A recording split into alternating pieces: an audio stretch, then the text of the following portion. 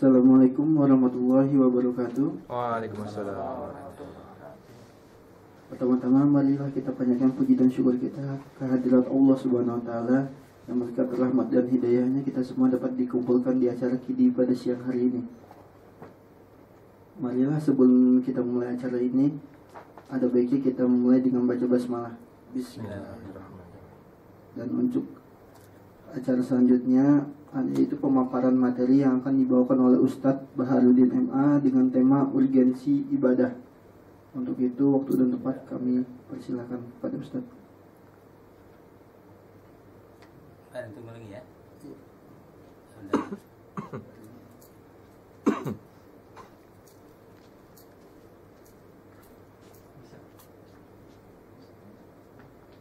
Sampai jam berapa itu? Kita sampai jam selanjutnya. Sisakan 10 menit. Oh, oke.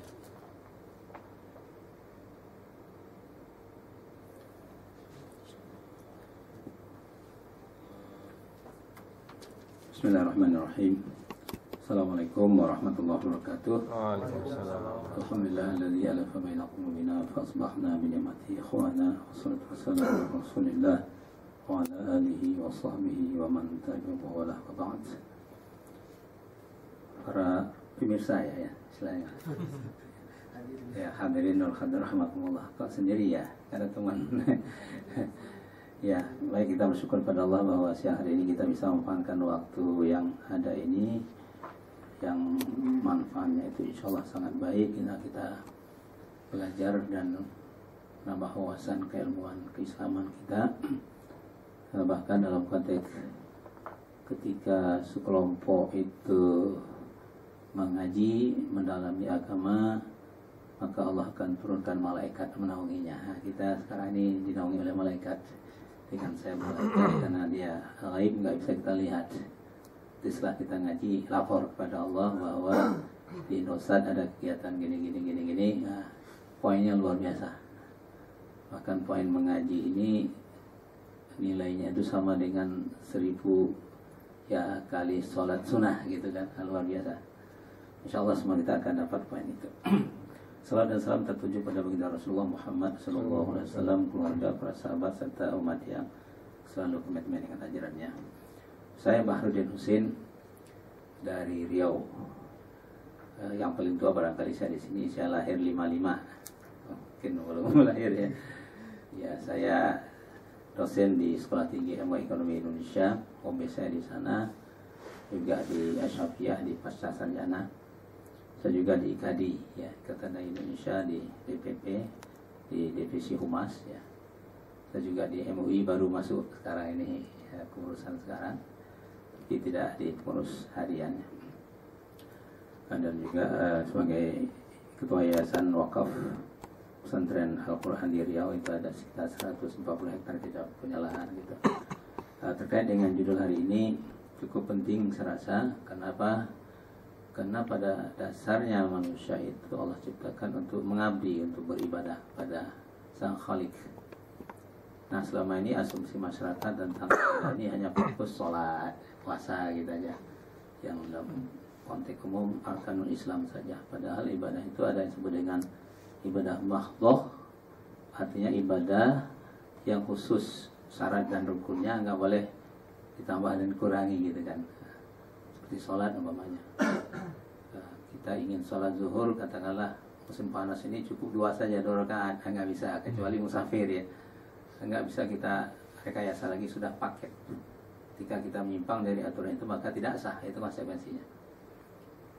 Begitu juga kayak dengan puasa, pas puasa nanti musim panas umpamanya mau kita ubah musim dingin saja pas bukan bulan Ramadan, nggak bisa seperti itu, sudah ada paketnya. Sama dengan haji mau kita rubah apakah tempat maupun waktunya, nggak bisa. Sekarang ada indikasi capek-capek ngapain wukuf di Arafah ke Jambi aja deh, nggak bisa itu contoh seperti itu. Sudah ada aturan mainnya. Itu disebut dengan ibadah mahdhah. Ibadah ghair mahdhah sifatnya umum, selama prinsip-prinsip aturan agama itu ada di dalamnya maka dibenarkan. Termasuk juga yang hari ini ya, kita memiliki Indosat. Nah, ketika semua ya yang gerak di dalam bidang ini kemudian menggunakan waktu, sarana dan sebagainya untuk menyampaikan pesan-pesan agama ke masyarakat luas, sehingga masyarakat itu bertambah wawasan dan pemahaman yang benar tentang agamanya. Luar biasa ini ya. Di seluruh apa istilahnya kalau di sini, seluruh tim ya, manajemen dan semua perangkat dari bawah dan sebagainya, sampai informasi itu ke masyarakat sehingga masyarakat juga semakin cerdas, semakin paham mana yang baik, mana yang tidak baik. Ini luar biasa. Nah, Bapak dan Ibu yang dimuliakan Allah, maka kita dalam konteks ini kita lihat beberapa hal. Pertama tentang pengertian ibadah, hakikat ibadah, mengapa manusia itu harus beribadah, lapangan ibadah, urgensi ibadah, dan tujuan utama ibadah. Ini item-item yang kita akan coba sampai jam 1:15 ya, insya Allah. Kita sharing sekitar 1/4 jam. Baik, ibadah secara etimologi atau lugawi itu dari akar kata abida ya'mudu abdan wa ibadatan. Artinya taat, tunduk, patuh, merendahkan diri dan hina. Nah, dari semua pengertian itu punya makna yang berdekatan atau berkelindan ya. Seorang yang tunduk, patuh, merendahkan diri dan hina diri di hadapan yang disembah disebut abid atau yang beribadah. Itulah sebabnya budak disebut dengan abdun. Kenapa? Karena dia harus tunduk dan patuh serta merendahkan diri kepada majikannya.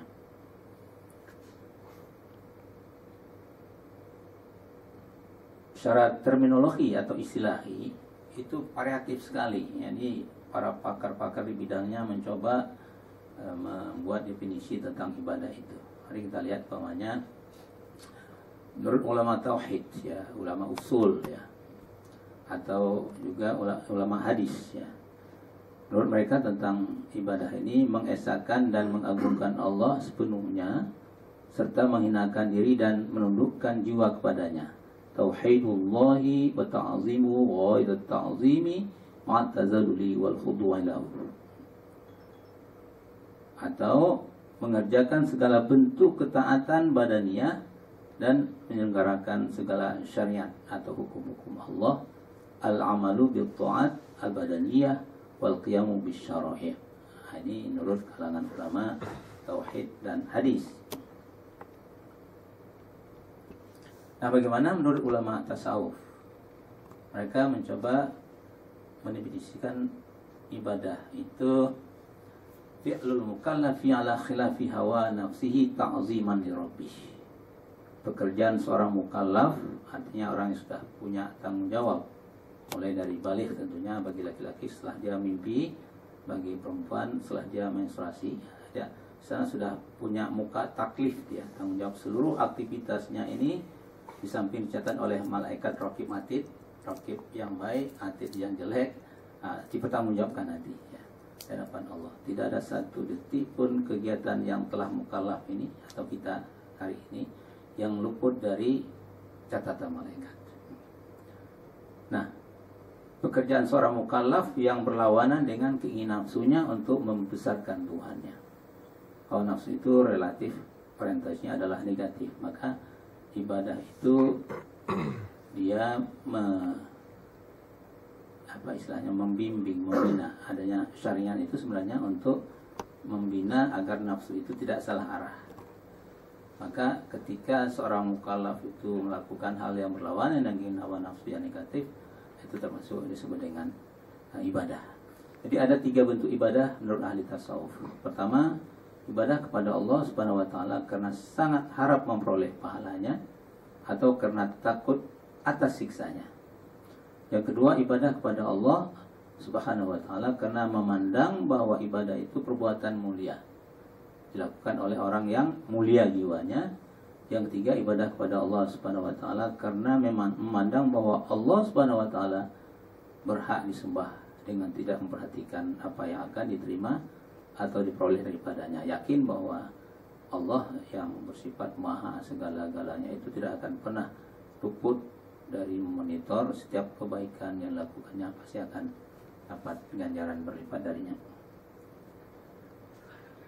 Nah, sekarang bagaimana menurut para fuqaha ahli fikih Ibadah menurut mereka adalah ma uddaiti bitawaan liwajhillahi wa talaban li thawabihi fil akhirah.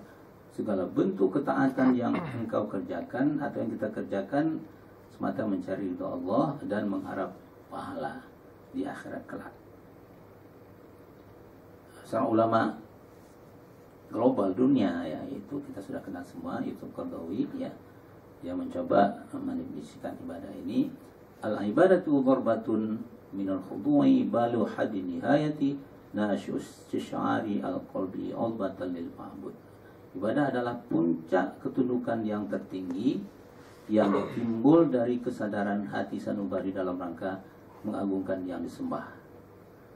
Dari semua pengertian yang diangkat di atas tadi itu, ya, dapat ditarik pengertian umum tentang ibadah itu, yaitu al-ibadatu hiya ismun jami'un lima yuhibbullah wa yardah qawlan kana aw fi'lan jaliyan kana aw khafiyan ta'zima lahu wa talaban li thawabih.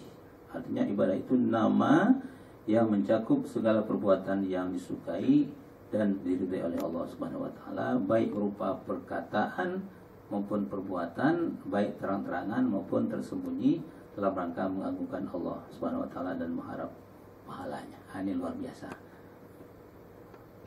Luas sekali. Sudah tergambar oleh kita bahwa bukan hanya sholat, bukannya puasa dan sejenisnya, tapi mencakup seluruh perbuatan, ya, apakah dalam bentuk perkataan, ya, bahkan nanti dalam konteks ini perasaan pun bisa menjadi ibadah kalau jelas arahnya, seperti itu. Kata umpamanya saudara kita dizolimi di Gaza, di Palestina dan sebagainya, kita nggak bisa melarang, ya, membantu secara langsung, tapi hati kita ini berupaya mohon pada Allah, ya, agar mereka itu dapat kesabaran, agar mereka itu dapat bantuan dari Allah dan dari yang lainnya. Nah, itu juga sudah masuk pahala, karena kita merasa mereka adalah bagian dari kita. Al muslim lil muslim kal bunyan. Seorang muslim dengan muslim yang lain di satu bangunan. Ketika mereka itu senang, kita ikut bahagia. Ketika mereka dizalimi, kita ikut berupaya untuk mengatasi dengan kapasitas dan kemampuan yang ada pada kita masing-masing. Nah, kalau niatnya karena Allah, itu bagian dari ibadah.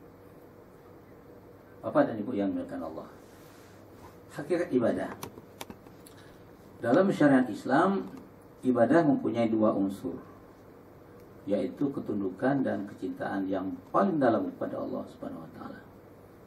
Mana sih unsur yang tertinggi dari keduanya? Adalah ketundukan.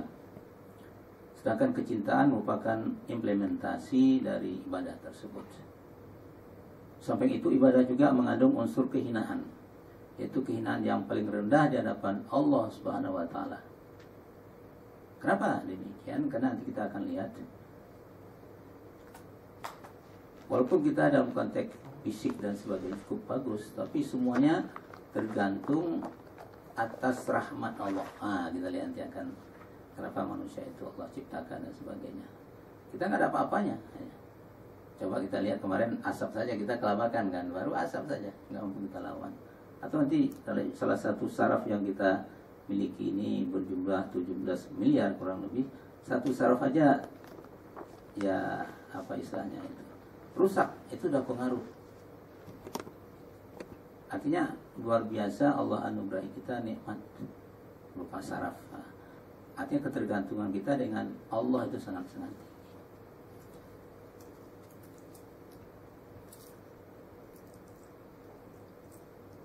Mengapa manusia itu harus beribadah?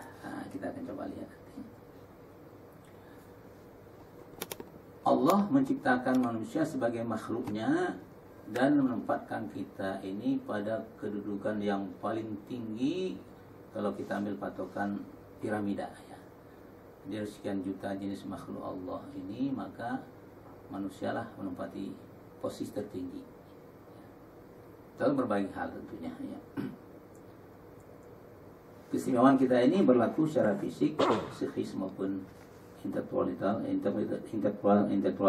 intelektual dan moral, ya.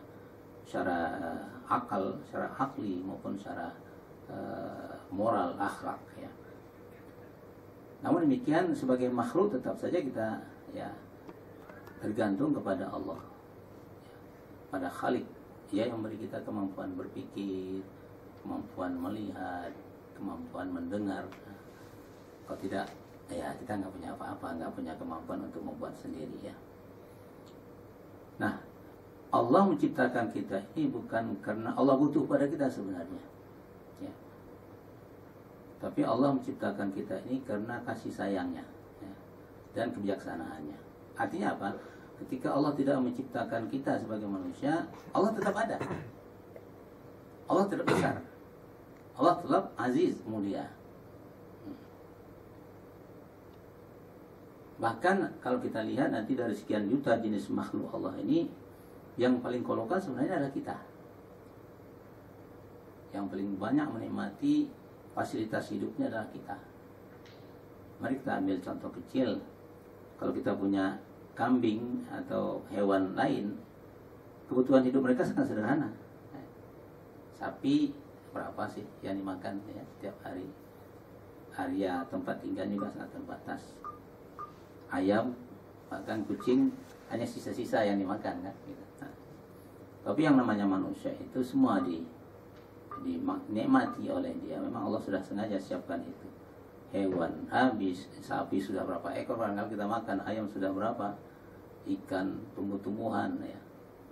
Itulah sebabnya dalam Al-Quran surah Fatir ayat 35 digambarkan, ya ayuhan nas antumul fuqara'u ilallah wallahu wal ghaniyul hamid. Hai manusia, kalianlah yang paling kolokan kepadaku, kata Allah. Sementara posisi adalah al-ghaniyyu, zat yang maha kaya, al-hamidu, zat yang maha terpuji. Nah, ini perlu kita pahami. Rasanya malu kita kalau kita sebagai makhluk yang tertinggi, yang termulia, bahkan bisa melebihi malaikat ya. Sementara pekerjaan kita ini adalah pekerjaan yang jauh dari aturan penciptanya. Berarti ini indikasi kita tidak bersyukur. Ini yang perlu kita sama-sama cermati tentang keberadaan kita. Kemudian lapangan ibadah ini juga luas. Secara umum ada dua ya. Ibadah mencakup seluruh sisi kehidupan manusia. Sejak makan, minum, buang hajat, pembina rumah tangga, membangun negara, melakukan hubungan sesama di masyarakat global umpamanya. Ini semua bisa menjadi ibadah. Contoh kita lihat. Karena Islam itu agama yang bersifat syamil kamil, ya, mencakup seluruh aspek kehidupan ya, komprehensif. Jadi seluruh aktivitas kita ini bisa menjadi ibadah. Mulai masuk kakus pun sampai mengatur dunia jadi ibadah. Luar biasa ya. Penelitian yang sangat luar biasa hari ini dilakukan oleh masyarakat barat dan sebagainya. Tidak ada satu ajaran agama pun yang ajarannya itu mendidik manusia, ya, memberi informasi kepada manusia tentang semua aturan itu punya nilai ibadah, kecuali Islam. Bayangkan kalau kita maafnya ke toilet itu, niatnya agar sehat bisa beribadah pada Allah, kemudian kita berdoa, Allahumma inni a'udzubika minal khubuthi wal khaba'ith. Itu bagian dari ibadah. Luar biasa. Nah, kita bisa bayangkan untuk buang kotoran saja punya ibadah, apalagi yang lebih tinggi tingkat dari itu, tentu lebih luar biasa. Termasuk mengaji ini, karena mengaji ini kan Islam itu mendorong kita cerdas. Iqra itu kan luar biasa pemahaman. Baca ayat Allah. Ayat Allah ini ada dua klasifikasi. Ayat yang bersifat kauniyah dan sifat Qur'aniyah. Kauniyah alam semesta ini ayat-ayat Allah. Fenomena alam ini ayat-ayat Allah. Indahnya cabai ya, serasinya antara akar, batang, daun, putik dan biji ya, buah dan sebagainya. Nggak bisa kita koreksi, seakan sempurna. Apalagi kalau kita lihat manusia ya, yang luar biasa ya, punya otak yang bisa berpikir dan seterusnya dan seterusnya. Ini menunjukkan bahwa ya luar biasa ya anugerah Allah pada makhluknya. Keindahan kita lihat, kita tanam cabai dengan tebu ya, walaupun berdekatan bertetangga, dia tetap menjaga identitasnya. Tebu tidak akan pernah pedas ya, dan cabai juga tidak akan pernah manis gitu kan. Nah, ini siapa yang mendesain semacam itu? Itulah Allah ya. Minum juga begitu. Makan tadi harus kita ikuti aturan tentunya. Agama mengatur bagaimana indahnya makan dan pola makan kita. Sepertiga makan, sepertiga minum, sepertiga untuk udara. Nah, kalau kita lakukan dengan baik dan karena Allah, itu jadi ibadah. Bahkan ya output ketika kita lakukan semacam yang diatur oleh agama kita akan terus sehat. Nah, hari ini banyak penyakit macam-macam karena pola makan saja kita nggak mengikuti aturan agama. Nah, ketika kita ikuti aturan agama jadi ibadah dia. Minum juga demikian. Buang hajat, membina rumah tangga apalagi ya, bangun negara apalagi dan sebagainya, melakukan hubungan ya antar bangsa dan sama dan sebagainya, itu bagian dari ibadah yang sangat luar biasa. Jadi ini lapangan pertama. Yang kedua, mencakup seluruh sendi organ tubuh manusia. Kita ini ya bisa beribadah dengan pikiran. Jadi ketika kita berdayakan semua sendi kita ini ada berapa sih? Sendi yang ada dalam fisik kita, tubuh kita ada 360 ya. Nah, ini kan sendi-sendi ini semua. Nah, ini harus kita berdayakan agar ya juga ya jadi kita beri makan ya, sehingga dia juga upaya kita untuk tidak ya kosong ya. Maka ngaji ini kalau kita niatkan karena Allah juga memberi makan sebagian dari sendi-sendi yang ada di tubuh kita ini. Seorang muslim bisa beribadah dengan pikiran. Dengan pemikiran cerdas ya. Bagaimana mengolah negara ini, mengolah manajemen perusahaan dan apapun profesi kita dan job kita masing-masing, kemudian semakin maju semakin baik karena Allah kita lakukan. Nah, ini juga bagian dari ibadah. Bahkan dia akan banyak memberi makanan bagi ya organ-organ kita yang lain. Dengan hati yang bisa beribadah, berzikir kepada Allah ya, ingat kepada tanggung jawab kita sebagai ya karyawan umpamanya, sebagai ayah umpamanya, sebagai ibu umpamanya, sebagai tetangga umpamanya, sebagai keluarga dan sebagainya. Nah, ketika sesuatu yang tidak baik itu kita ya harus ya upayakan ya, apakah mendoakan agar lebih baik dan artinya hati ini fungsikan sehingga dia itu mengarah kepada yang positif ya. Tidak mau menyakiti orang, tidak mau yang membuat orang resah dan sebagainya, tapi sebaliknya hati kita ini harus kita bina, kita beri makanan. Makanan hati ini adalah banyak zikir pada Allah, banyak tilawah Al-Quran, banyak melihat fenomena-fenomena hidup ini, kemudian bertanya kepada nurani kita, bertanya pada kitab suci kita, bertanya pada hadis, bertanya kepada kehidupan sahabat, kehidupan Rasul, sehingga hati ini tidak selalu risau, tapi dia selalu memberi ya solusi terhadap persoalan-persoalan hidup secara personal maupun keluarga dan seterusnya. Lisan, dengan lisan juga bisa beribadah seperti kita hari ini kan, ada nanti bertanya barangkali atau kita sampaikan apa yang kita ketahui hari ini kepada yang lain dengan lisan kita ya dan sebagainya. Ini juga bagian dari ibadah kalau kita motivasinya karena Allah. Pendengaran juga begitu. Jadi setiap informasi yang bisa menggunakan kuping kita ya, dan pendengaran itu kita arahkan untuk semakin dekat dengan Allah, ini juga jadi ibadah.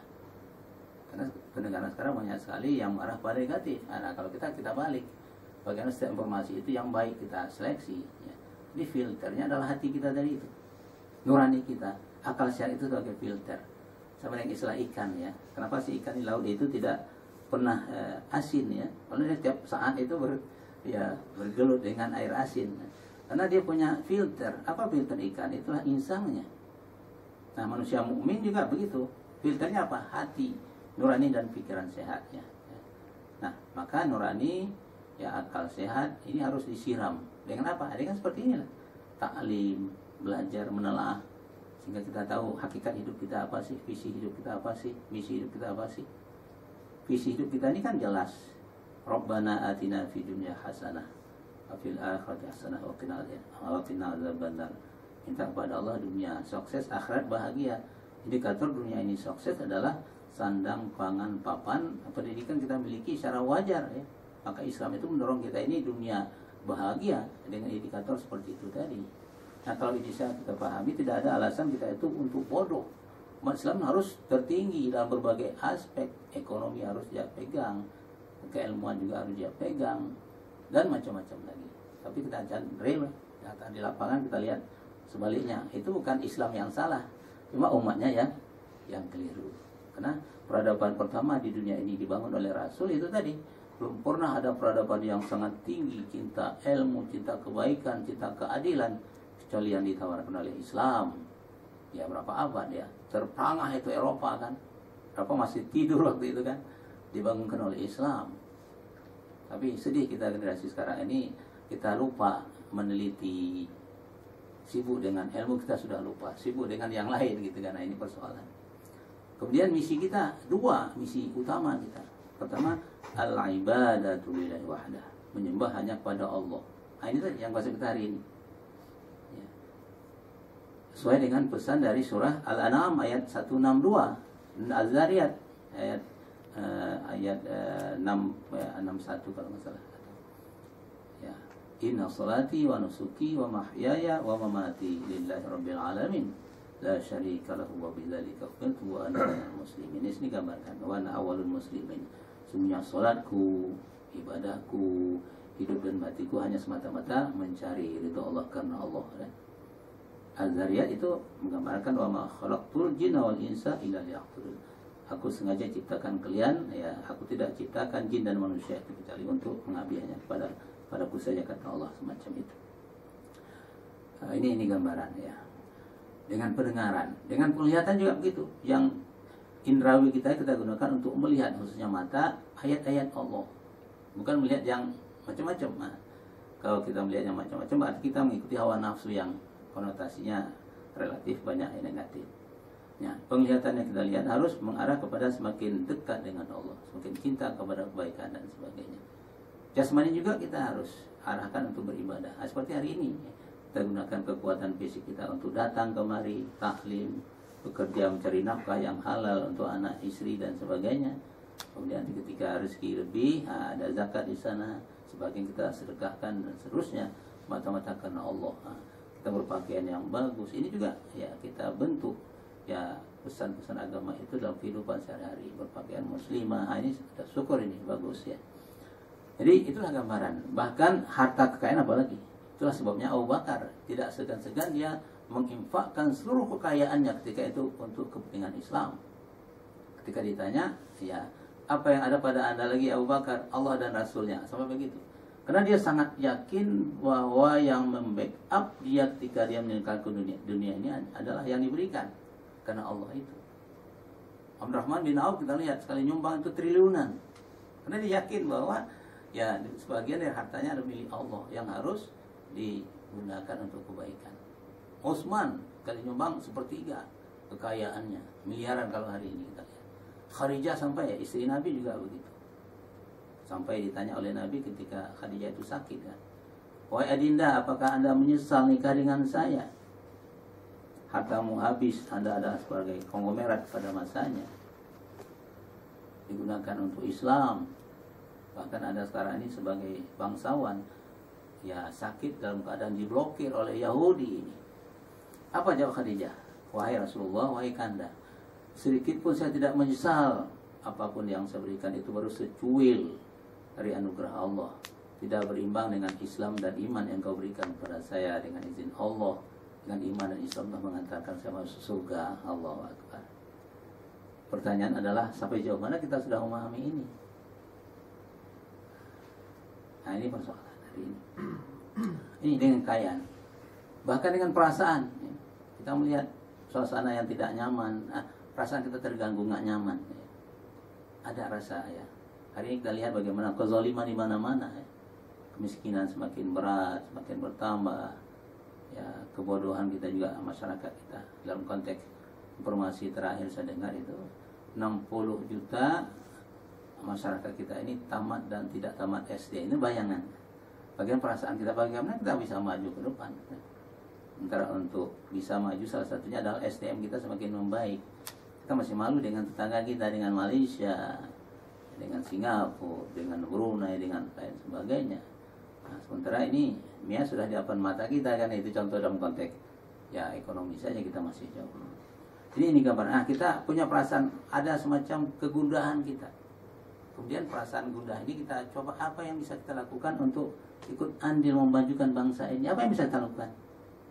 Indosat barangkali dengan ya kemampuan akses macam-macam serangan sampai ke masyarakat, kita gunakan bagaimana ya, celah-celah dan kiat-kiat kita mendorong masyarakat itu agar kreatif mereka, agar mampu menggunakan waktu, anak muda dan sebagainya, jangan membuang waktu dan sebagainya, menghindari yang tidak baik. Nah, ini juga barangkali cari sarana-sarana yang efektif, apakah yang sifatnya layar kaca yang bisa dilihat, contoh-contoh masyarakat yang maju, anak muda yang maju, ya, sehingga mereka itu dorong untuk produktif, untuk berinisiatif, untuk inovatif dan sebagainya, sehingga mereka itu tidak jadi beban masyarakat, tapi mereka itu adalah orang yang ya produktif, yang bermanfaat.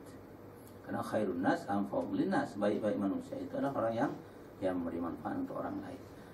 Ibu dan bapak yang dihormati Allah, ini ibu udah mulai ramai ini. Kalau bapak jadinya nih ya. Urgensi ibadah ya. Pada dasarnya ibadah manusia kepada Khaliknya adalah untuk kepentingan manusia itu sendiri. Jadi kita taat atau tidak ini untuk kita ya. Bukan untuk Allah. Allah tidak berkepentingan sedikit pun dengan ibadah kita. Artinya apa? Sekiranya tidak satu pun manusia taat kepada Allah, Allah rugi nggak? Atau sebaliknya, seluruh manusia ini taat semua pada Allah, Allah untung nggak? Enggak. Karena posisi Allah itu sudah pada Al-Ghaniyu Al-Hamidu, Maha kaya lagi maha terpuji. Nah kalau begitu taat ya orang itu untuk siapa? Untuk yang bersangkutan. Yang butuh surga siapa? Manusia atau Allah? Kita kan Allah yang punya surga, ya kan? Nah kalau begitu kita ikuti proses dan prosedur untuk menggapai surga. Ini salah satunya adalah ibadah tadi itu. Jadi jangan nanti biar Allah kapok gua nggak mau sholat, nggak begitu. Menangisi diri sendiri, sedih saya nggak sholat, nggak beribadah, nggak menjadi orang baik, karena akan mengancam masa depan yang sifatnya abadi. Nah, ini contoh seperti itu.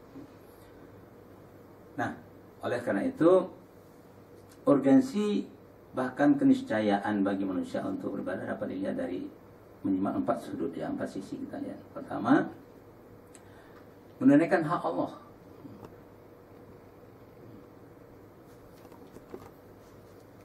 Kita pastikan bahwa tidak ada satu zat pun yang paling banyak jasanya bagi kehidupan manusia kecuali Allah. Nggak ada yang mengimbangi itu. Kita ini hidup kan Allah yang menciptakan kan. Bahkan sebelum kita hidup ini 13 miliar tahun yang lalu Allah sudah siapkan fasilitas kita. Mataharinya, bulannya, airnya, tumbuh-tumbuhannya, ikannya, dan macam-macam. Kemarin kami bersama tim dari Migas itu menggambarkan kekayaan Indonesia secara khusus. Wah, Masya Allah.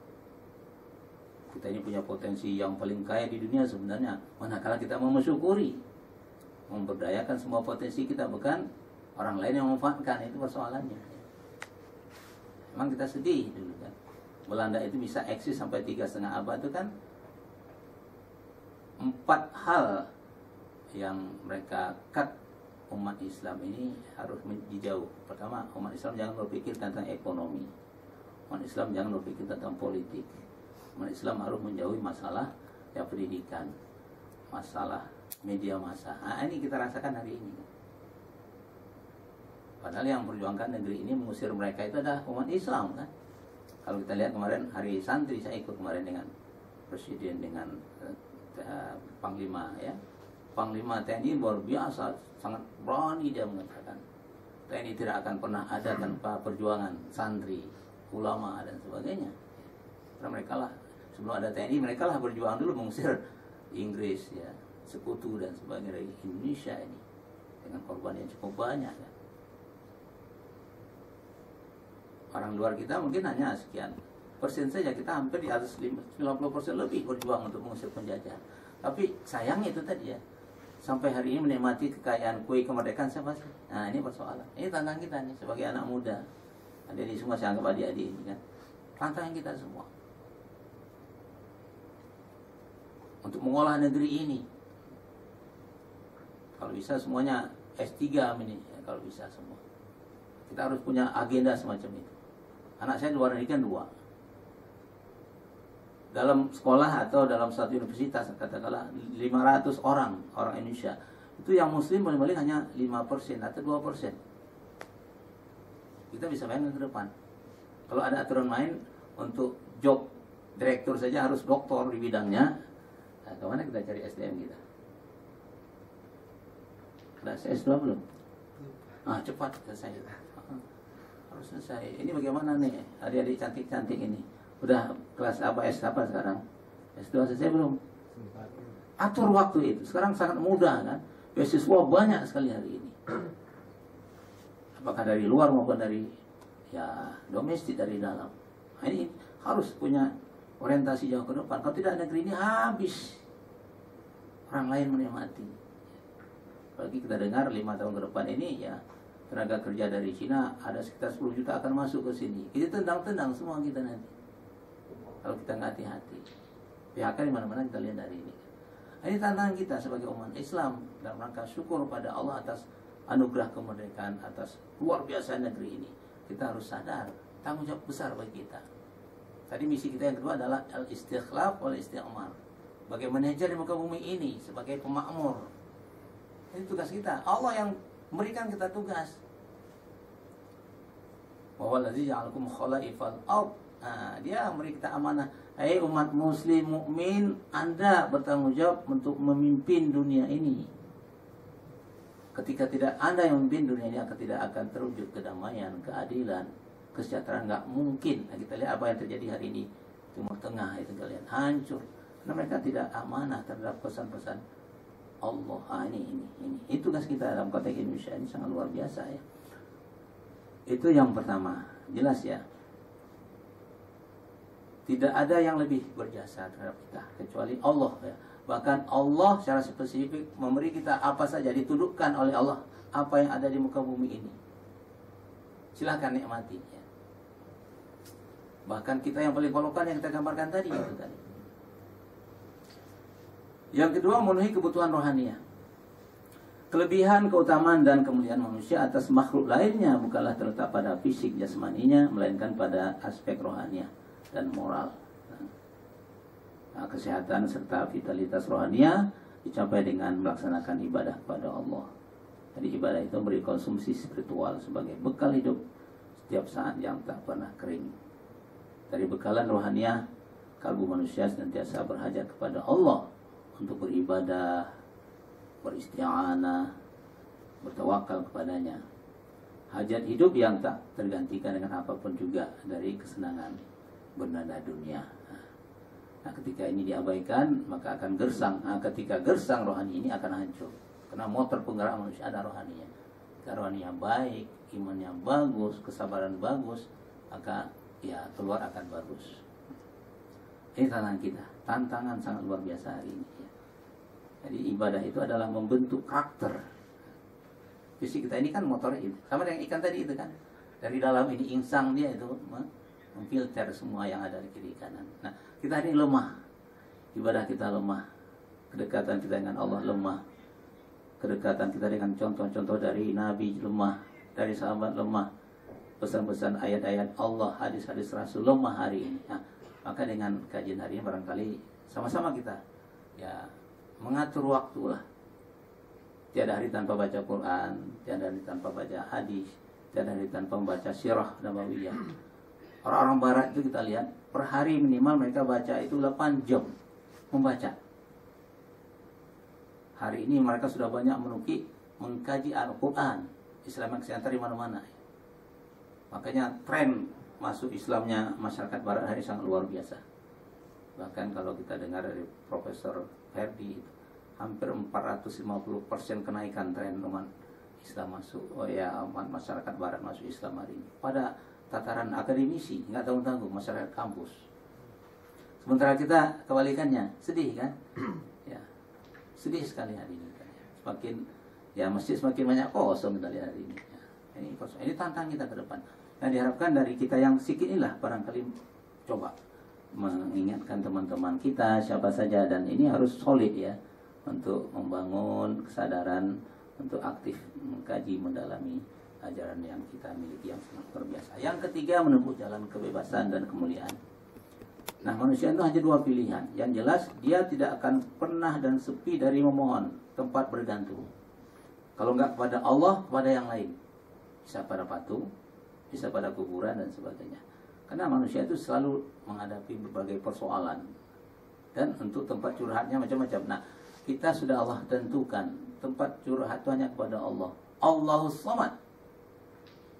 Allah tempat kita bergantung. Iyyaka na'budu wa iyyaka nasta'in. Nah, kita ucapkan kan 17 kali minimal sehari semalam, ya kan, surah Fatihah. Tempat minta, tempat menyembah hanya pada Allah, bukan yang lain. Karena yang lain itu pada posisi sangat rendah. Kita ingatkan tadi kan, manusia merupakan makhluk tertinggi dari seluruh ya jenis-jenis makhluk yang ada. Nah, kalau kita menyembah katakanlah batu patung, artinya kita menaruh otak kita ke dengkul kan gitu ya. Nah, karena sesuatu yang tinggi sudah Allah tempatkan, kita kok pada yang rendah kita menyembah, bukan pada yang memberi kita anugerah, yaitu Allah Subhanahu wa taala. Ini persoalan kita hari ini. Jadi ketika kita hanya menyembah pada Allah, maka kita akan lepas merdeka kita, mulia kita, karena kita bergantung pada zat yang maha mulia. Hari ini kita lihat fenomenanya masih banyak nggak masyarakat kita, apalagi ini pilkada nih, barangkali masih banyak minta bantuan kemana-mana, barangkali ini ada ke kuburan si anu, menggunakan keris barangkali menggunakan macam-macam ini. Mudah-mudahan saudara kita yang muslim sana tidak seperti itulah ya. Itu nama syirik, naudzubillah min dzalik ya.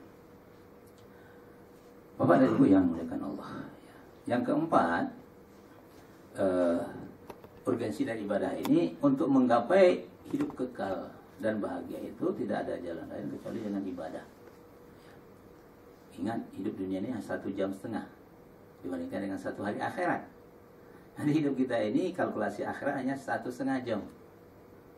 Karena 1 hari akhirat itu sama dengan 1000 tahun.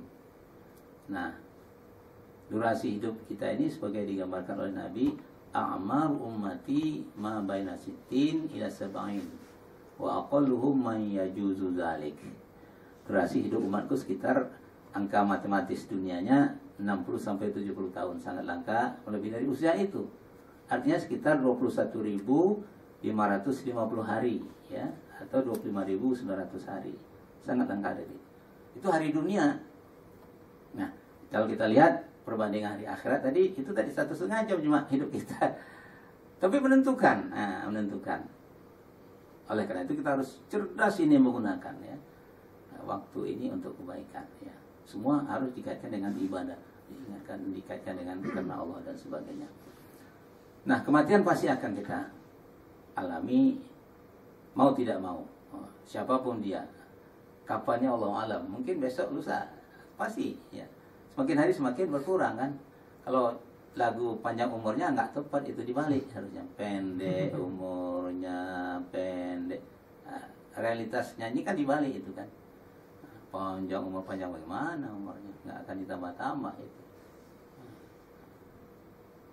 Nah, ketika kita tidak awas, tidak terprogram, kita akan menyesal selama-lamanya ya. Akan menyesal selama-lamanya. Nah, kesempatan bertobat, berbuat baik hanya di sini. Maka dunia ini katakan oleh agama adalah sebagai ya tempat menanam, di akhirat memetik. Nah, kalau tanaman kita nggak beres, di sana juga nggak beres yang kita petik. Wal'iyadzubillah ya tentunya. Bapak dan Ibu yang dimuliakan Allah. Jadi tujuan utama dari ibadah kita seperti yang kita gambarkan tadi, surah 51 ayat 56 ya.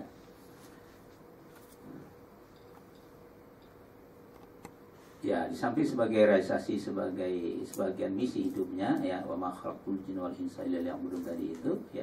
Aku tidak ciptakan jin dan manusia kecuali hanya beribadah padaku, juga sebagai konsumsi rohani, pembebasan diri dari penghambaan sama makhluk, kemudian hak Allah atas hambanya, mencari pahala dan takut akan siksa ya, dan juga memperbaiki diri dan meraih pribadi yang baik dan seterusnya. Konsekuensi ibadah menjadikan seluruh urusan hidup tunduk kepada yang dicintai dan diridhai oleh Allah Subhanahu wa taala, mulai dari keyakinan, masalah akidah, ucapan, perbuatan, tata cara dan pandangan hidup sesuai dengan hidayah atau petunjuk dan syariat aturan Allah, yang apabila ya diikuti contoh yang telah dilakukan oleh Rasulullah Muhammad SAW akan menjadi ibadah. Jadi kita sangat luar biasa. Al-Qur'annya dari dulu sampai kiamat dijamin oleh Allah tetap orisinal. Udah ada. Hadisnya juga seperti itu. Contoh yang nyata sangat luar biasa. Gak ada alasan lagi kita untuk tidak tahu sebenarnya. Persoalannya mau ngaji apa enggak, itu aja persoalannya. Kalau enggak kita pelajari nggak mungkin. Konsep Islam, contoh Islam yang mengantarkan kita itu untuk menggapai visi yang namanya indikator bahagia akhirat dan surga sudah luar biasa. Nah itulah sebabnya hari ini Islam ditunggu oleh dunia untuk kembali memimpin. Pertanyaan adalah, sudahkah kita siap memberi contoh? Itu persoalannya. Barat hari ini sudah merasa kegagalan mereka. Memang mereka kerjanya bikin kerusakan itu. Jangan berharap dengan mereka. Ya. Wallahualam dari saya, sementara kita punya waktu kurang lebih ya 10 menit seperti yang digambarkan oleh MC kita tadi. Silakan pandu berikut. Baik, terima kasih Ustadz Baharudin atas pemaparan materinya. Semoga apa-apa yang disampaikan bisa menjadi semangat bagi kita semua dalam meningkatkan kualitas ibadah kita ke depannya. Baik, untuk sesi selanjutnya ialah tanya jawab. Bagi Iwan atau Ahwat yang ingin bertanya, dipersilahkan.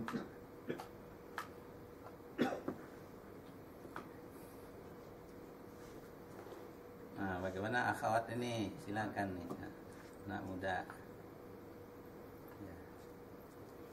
Kita sharing aja ya, sharing aja silakan. Pak Ustadz, saya mau tanya. Silakan, silakan. Ini berkaitan dengan kehidupan sehari-hari kita, Pak ya. Ada yang mengatakan kita harus beribadah itu sesuai dengan contoh yang dicontohkan Rasul. Tapi ada juga yang mengatakan maksudnya harus apa yang dirasulkan Rasulullah harus kita ikutin. Tapi ada juga yang mengatakan ada juga istilahnya artarku. Mungkin Pak Ustadz pernah dengar. Tidak semua yang dicontohkan Rasulullah itu boleh ada yang ada yang tidak dicontohkan Rasulullah tapi boleh kita ikutin. Misal mungkin contohnya kayak Maulid gitu. Tapi itu jadi pertentangan. Nah, bagaimana dalam kajian ini Pak Ustadz? Lupa nama tadi? Unggul, Pak. Unggul ya, unggul ini insya Allah unggul terus ini ya. Amin. Pada waktunya dia akan menjadi ya penentu negeri ini ke depannya. Amin. Yang mutlak diikuti itu adalah dalam konteks ibadah mahdoh tadi. Ibadah mahdoh seperti sholat tadi kan ya, sesuai dengan diajarkan oleh Jibril pada Nabi ya. Mal iman, mal Islam, mal ihsan ya. Sholat ini sudah pakainya seperti itu, nggak boleh ditambah dikurangi. Adapun kaitan dengan ibadah yang ghair mahdoh, yang sifatnya ammah umum tadi itu bisa berkembang. Maka Nabi juga pernah mencontohkan, kata umpamanya pada perang Khandaq. Perang Khandaq ini kan Nabi berupaya untuk memenangkan perang itu dengan strategi. Yang strateginya ketika ditemui oleh Salman Al-Farisi, ya Rasulullah, ini apakah ijtihad Anda atau ini wahyu dari Allah? Kalau wahyu pasti benar ya. Tapi kalau ijtihad itu bisa saja dipertimbangkan masukan dari yang lain. Ini bukan wahyu kata Rasulullah, ini adalah ijtihad saya ya. Dalam konteks memenangkan perang. Salman mengusulkan. Dulu kan perang tanding gitu kan dengan tentara kuda ya. Salman bilang Khandaq artinya parit. Saya punya usul ya Rasulullah, untuk mengalahkan musuh kita gali parit sepanjang Madinah ini untuk mengantisipasi dari serangan musuh. Nah, bikin parit besar, kemudian sepanjang perbatasan digali sedemikian rupa, kemudian ditutup dengan pohon kurma atau sejenisnya mengelabui musuh. Gambaran begini, ketika pasukan musuh dengan berkuda, pasukan terlatih dan pasukan elit mereka itu ya akan menyerang kita, ketika mereka masuk otomatis lari ke parit ketika perbatasan itu mereka lewati.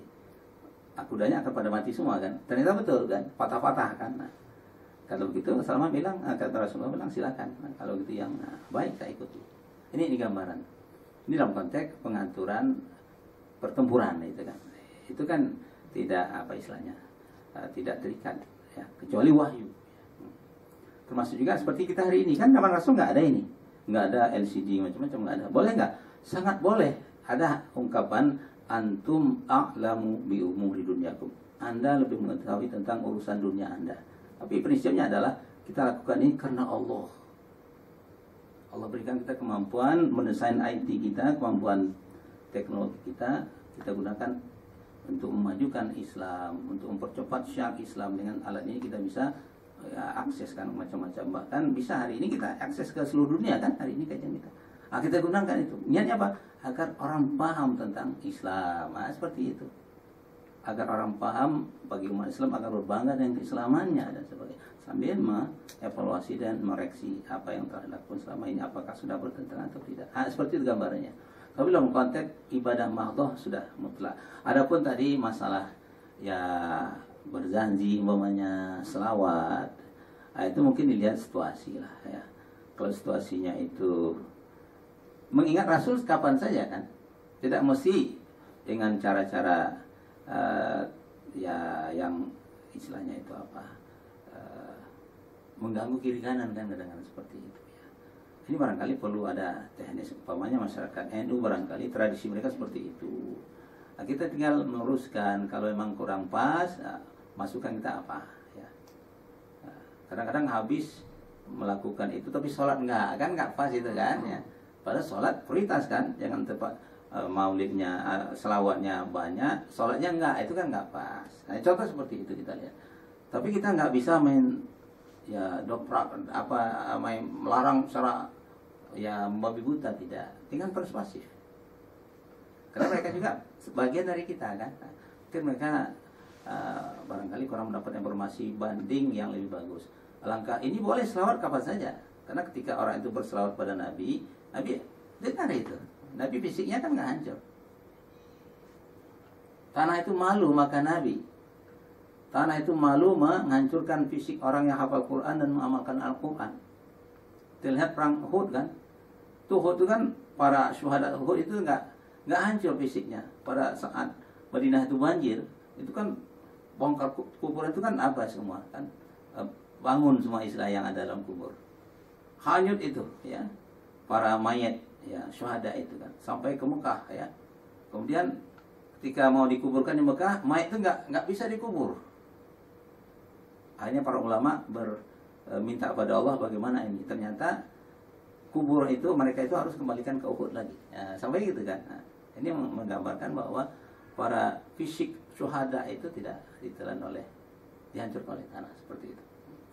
Kita kembali ke tadi itu, jadi boleh tapi jangan over lah seperti itu. Nah, dan sempat yang wajib urgen terabaikan seperti itu. Hari ini kan banyak anak kita marawis boleh satu nggak ada masalah, tapi jangan itu terus akhirnya belajar nggak serius kan seperti itu. Itu seni-seni silakan aja, tapi niatnya karena Allah dan tidak mengabaikan kewajiban. Tapi jangan semua seperti itu juga kan gitu lah. Makanya itu tugas kita.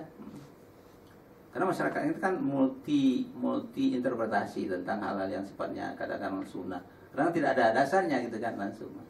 Ini akibat sama dengan Wali Songo lah dulu kan, dengan wayangnya pendekatan. Tapi itu belum tuntas dakwanya. Karena masyarakat masih begitu. Masyarakat masih banyak main gaplek, itu bagaimana mengabaikan gapleknya dengan ini dulu, bertahap. Jadi perlu ya kecerdasan dan kearifan ya para ulama, para tokoh dan sebagainya. Tapi nanti kalau dilarang mereka sudah mendarah daging, terjadi konflik. Yang rugi siapa? Kita juga. Nah, jalur efektif untuk merubah mindset orang itu adalah pendidikan dan contoh. Seperti barangkali ya. Jadi hal-hal yang prinsip itu tidak boleh diganggu ya, tidak boleh dirubah-rubah, termasuk ibadah yang sudah baku itu tidak boleh dirubah. Sementara yang sifatnya hal-hal lain bisa statusnya mubah, bisa jatuhnya nanti bisa makruh, bisa haram juga kalau bertentangan prinsip. Kata yang kita gambarkan tadi, kalau gara-gara marawis, gara-gara maulid, sholat enggak, itu aja yang disibukkan, makan-makan. Nah ini kan ya yang wajib diabaikan akibat dari yang hukumnya juga mungkin barangkali mubah statusnya boleh selama ya tidak bertentangan prinsip. Barangkali seperti itu. Jadi hari ini banyak sekali mubazir waktu di tengah-tengah anak muda kita, sementara tugas dia mencari ilmu mendalam itu lemah kan gitu. Yang hura-hura aja, ini yang disenangi oleh pihak lain agar umat tidak berpikir untuk mendalami sesuatu. Kita gambarkan tadi kan kalau Korea itu anak kalau pergi sekolah menunggu tram itu kereta api itu udah bekali buku kecil seperti ini. Nanti sambil jalan baca ini nanti. Kalau kita kebalikan kan Sepanjang jalan merokok, ngobrol, anak-anak habis umur kan. Dalam konteks Islam, anak mulai dari lahir sudah, bahkan dalam kandungan sudah diarahkan untuk hafal Quran. Makanya Imam Syafi'i itu 9 tahun hafal Quran dia. Husin Toba-Tobai umur 5 tahun hafal Quran, 7 tahun kalau nggak salah hafal Quran. Imam mazhab itu semua hafal Quran karena didik dari kecil. Nah, kita hari ini terperangkap dengan ya budaya luar, anak itu jangan dipaksain. Kenapa? Karena ini memori ini kosong kan, dengan macam-macam. Ketika masuk ayat Quran cepat sekali. Cucu saya ada 5 tahun usianya, udah banyak hafal Quran. Asmaul Husna ada hafal sekarang dia. Surah Juz Amma sudah hampir hafal dia. 5 tahun, karena dari kecil terus. Lebih hebat dari uminya kadang-kadang, lebih hebat dari neneknya kadang-kadang. Karena dimanfaatkan waktu yang baik itu untuk menghafal. Seperti melukis di atas batu kan, kalau belajar waktu kecil kan. Nah, kenapa? Karena nggak ada pikiran lain, nggak mikirin kunci motor, mikirin slip gaji kan, nggak mikirin itu kan. Mikirin macan, nggak mikir, karena ya pikir apa masuk. Maka contoh ya, yang diberikan oleh orang tua, pendidikan yang diberikan oleh gurunya, cepat masuk. Maka bagi yang punya anak kecil, coba diarahkan hafal Quran ya. Karena luar biasa ketika kita punya anak hafal Quran, memahami Al-Quran, mengamal Al-Quran, itu insya Allah akan menjamin ibunya akan masuk surga dan bapaknya, dijamin. Walaupun sudah divonis untuk masuk neraka itu, selama ibunya masih muslim dan mukmin bapaknya. Ada semacam apa istilahnya, jaminan dari Allah. Nah, pertanyaannya, sudahkah kita siapkan anak-anak kita hafal Quran, hafizah ataupun ini contoh seperti itu. Secara umum seperti saya jawab ya. Tapi really masyarakat masih banyak kan habis waktu untuk itu. Nggak masalah berjanji itu nggak ada masalah. Selama memahami pesannya, apa pesan tadi kan mengangkat bagaimana tipikal Rasul, bagaimana akhlak Rasul. Tapi yang anehnya itu dibaca tapi nggak dilaksanakan, itu persoalan kan gitu. Sebenarnya inti di sana kan sudah ada dalam sirah, ada dalam hadis sudah ada. Cuma karena dia orang seni yang membuat itu bisa aja seperti itu. Tapi ingat, jangan sempat gara-gara itu tadi korban yang wajib.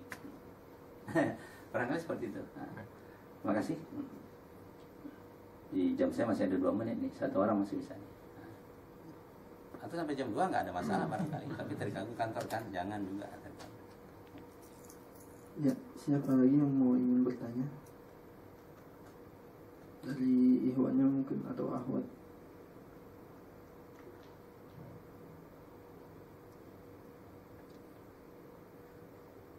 Udah makan kan? Oh, udah makan mah nggak lapar lah. Kalau enggak ya udah gitu ya. Terserah udah. Tidak ada yang bertanya lagi. Mari kita sempurnakan kajian pada siang hari ini dengan membaca hamdalah. Alhamdulillah. Doa penutup majelis. Terima kasih, mohon maaf atas semua perhatiannya. Saya kan baru pertama di sini ya. Maklum, baru orang baru ya. Assalamualaikum warahmatullahi wabarakatuh. Waalaikumsalam.